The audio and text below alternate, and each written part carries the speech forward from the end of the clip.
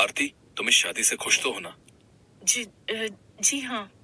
पता है, मैंने जब तुम्हें पहली बार देखा था ना, मैं तभी समझ गया था कि ऊपर वाले ने तुम्हें मेरे लिए ही बनाया है। और संजोग देखो, मेरे माँ बापों को भी तुम पसंद आ गई, और शायद तुम्हारे माता पिता को मैं।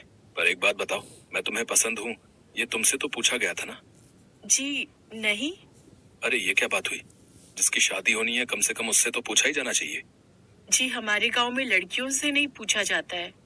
ये तो बड़ी गलत बात है। मैंने तो आपको ठीक से देखा भी नहीं था, बस एक नजर ही देख पाई थी। अरे पर तुम तो मेरे सामने ही बैठी थी उस दिन। जी बैठी तो थी, पर नजर उठाकर आपको देखने की हिम्मत ही नहीं हुई मेरी।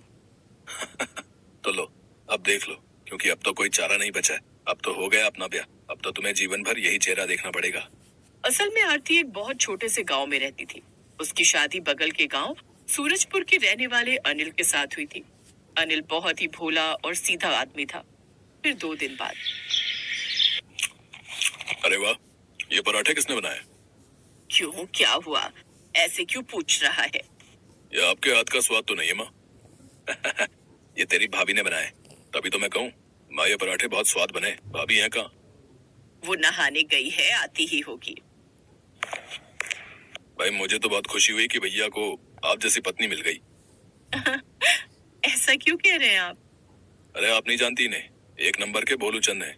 मैं तो हमेशा माँ से कहता था कि देखना कोई लड़की कभी घास नहीं डालेगी इन्हें, लेकिन किस्मत देखो हमारे भैया की, कितनी सुंदर भाभी लाए हैं। लता और हरिया के घर का माहौल बड़ा ही खुशनुमा था। बड़ा बेटा अनिल जितना सीधा और शरीफ था, छोटा बेटा सुनील उतना ही शरारती और मस्करा। धीरे धीरे नई बहू आरती ने अपने स्वभाव से सबका दिल जीत लिया। अब तो आरती और सुनील की भी अच्छी पटने लगी थी। सुनील भैया, बताइए खाने में क्या खाएंगे? आप मुझसे पूछ रही हैं भाभी? हाँ, हर रोज मैं घर के बड़े लोगों से पूछती हूँ, मगर कभी घर के सबसे छोटे से भी तो उनकी पसंद पूछनी चाहिए ना। कसम से भाभी, आज आपने बता दिया कि आप कितनी अच्छी हैं, वरना मुझसे तो यहाँ कोई पूछता ही नहीं कि मुझे क्या पसंद है। वैसे भाभी मुझे ना आपसे एक जरूरी बात करनी थी। हाँ बोलो ना भैया। यहाँ नहीं भाभी, अगर माँ पापा ने सुन लिया तो बवाल हो जाएगा। आप एक काम करो, जब आपका काम पूरा हो जाए तो हम छत पर बात करेंगे। ठीक है, मैं आ जाऊंगी। ये कहकर सुनील छत पर चला गया और फिर थोड़ी देर बाद आरती भी वहां आ गई। अरे वाह, छत पर कितना अच्छा लग रहा है ना, कितना अच्छा मौसम है। अरे भाभी आपको इस मौसम की पड़ी है, और यहाँ मेरे जीवन में पतझड़ आने वाला है। मेरी मदद करो भाभी। मैं कुछ समझी नहीं भैया। भाभी वो कमलापुर का नाम सुना है ना आपने? वहाँ एक लड़की रहती है रितु, मैं उससे प्यार करता हूँ। हे भगवान, ये क्या कह रहे हो भैया? प्रेम विवाह करना चाहते हो आप? हाँ भाभी, लेकिन रितु को देखने रिश्ते वाले आने लगे हैं, और उसकी जल्दी ही किसी से शादी हो जाएगी। उधर उसकी जान सूख रही है और इधर मुझे चैन नहीं आ रहा। अच्छा, मैं कोशिश करती हूँ। सुनील ने भोली भाली आरती को बड़ा खतरनाक काम सौंप दिया था, पर आरती ने भी अपने सास ससुर से जिद करके उन्हें मना लिया और आखिरकार सुनील की शादी रितु से हो गई। रितु एक अमीर जमींदार की बेटी थी। ये क्या माँ जी, आप लोग चूल्हे पर खाना बनाते हो? हाँ छोटी बहू। क्या माँ जी, आजकल चूल्हे पर खाना कौन बनाता है? अरे मैं बनाती हूँ ना, तेरी जेठानी आरती बनाती है और हमारे गांव की तो सारी औरतें बनाती हैं। माँ जी, अब तो गैस चूल्हे का जमाना है, ना लकड़ी का झंझट, ना धुएं की चिंता और ना ही फूकने की टेंशन।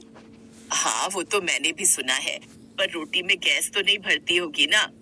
क्या? अरे नहीं माँ जी, ऐसा कुछ नहीं है। इस सब के बाद हम गैस चूल्हे पर खाना बनाएंगे।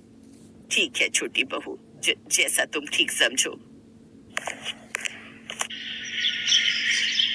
उम्र और रिश्ते दोनों में छोटी होने के बावजूद रितु सामने से आरती को काम बताती रहती, पर घर में कलेश ना हो ये सोचकर आरती कुछ नहीं कहती। इस तरह धीरे धीरे रितु ने आरती और लता दोनों को गैस चूल्हा जलाना सिखा दिया। और फिर एक दिन जब आरती उसी गैस चूल्हे पर खाना बनाने जा रही थी, तभी उसके हाथ से कुकर छूट गया, जिससे गैस चूल्हा थोड़ा चटक गया। ये क्या कर दिया तुमने? चूल्हे पर खाना बनाने वाली तुम्हें चाहे लाख सिखा लो, लेकिन तुम रहोगी गवारी। ये कैसी बात कर रही हो तुम रितु? ये गलती से हुआ मुझसे, और वैसे भी मैं तुम्हारी जेठानी हूँ, तुम इस तरह मुझसे कैसे बात कर सकती हो? हाँ तो मैं क्या करूँ? मेरे पापा ने इतना महंगा चूल्हा दिया था मुझे, तुम्हें पता भी है कितने का आता है ये शहर से? ना तो मुझे पता है और ना ही जानने का शौक है, समझी तुम? शौक? अरे पैसा चाहिए, औकात चाहिए, समझी? आइंदा से कभी मेरे गैस चूल्हे को हाथ मत लगा लेना, समझी? ना मेरे चूल्हे को और ना मेरे फ्रिज को। ठीक है रितु, अब तो यही सही रहेगा। उस दिन आरती बहुत रोई। उसे रितु से ऐसी उम्मीद नहीं थी, पर इतना सब कुछ होने के बाद भी लता ने रितु को कुछ नहीं कहा। शाम को जब अनिल काम से लौटा तो आरती उसे छत पर ले गई। ये तो बहुत गलत हुआ तुम्हारे साथ। रुको, मैं अभी माँ और रितु से बात करता हूँ। मत करिए, माँ जी पूरी तरह से उसकी बातों में आई हुई हैं और रितु के अंदर से भी उसका पैसा और घमंड बोल रहा है। आज से ये छत ही मेरी रसोई है और हम दोनों आज से यही खाना खाएंगे। ठीक है आरती, तुम जैसा कहो, मैं हमेशा तुम्हारे साथ हूँ। पूरे 2 दिन बीत गए, लेकिन बारिश नहीं थमी, जिसकी वजह से पूरे गांव में धीरे धीरे पानी का लेवल बढ़ने लगा और देखते ही देखते उसने बाढ़ का रूप ले लिया। अरे रितु, देख तो घर में पानी घुस रहा है। अब क्या होगा माँ जी? अब हम क्या करें? सबसे पहले तो रसोई में से अपना गैस चूल्हा उठा। अब ऐसा कर ऊपर छत पर ले चल उसे, वहाँ आरती की रसोई में ले जाकर रख दे उसे, वो मना नहीं करेगी। डर के मारे रितु ने गैस चूल्हे को वहीं छोड़ा और अपनी जान बचाने के लिए छत पर भागी। उसने देखा कि लता और पूरा परिवार आरती की छप्पर वाली रसोई में दुबका बैठा है। वो बारिश में भीगती रही, पर आरती की रसोई के अंदर आने की उसकी हिम्मत ही नहीं हुई। बाद में लड़ लेना जितना भी लड़ना है, फिलहाल अंदर आ जाओ, वरना बीमार पड़ जाओगी देवरानी जी। रितु आखिरकार मजबूर होकर आरती की रसोई के अंदर आ ही गई। फिर आरती ने कहा, शाम को साग और रोटी बना रही हूँ, रितु तुम खा लोगी ना, या कुछ और बनाऊं तुम्हारे लिए? आरती की बात सुनकर रितु की आंखों से पश्चाताप के आंसू गिरने लगे। वैसे ये मिट्टी वाला चूल्हा भी इतना बुरा नहीं है, थोड़ा टाइम लगता है पर खाना अच्छा बनता है इस पर। भाभी, आप सिखाएंगी मुझे इस चूल्हे पर खाना बनाना, क्योंकि मेरा गैस चूल्हा तो नीचे ही रह गया पानी में। रितु की बात सुनकर सभी लोग हंसने लगे और आरती की छत की रसोई और उसके चूल्हे ने पूरे परिवार को फिर से एक कर दिया।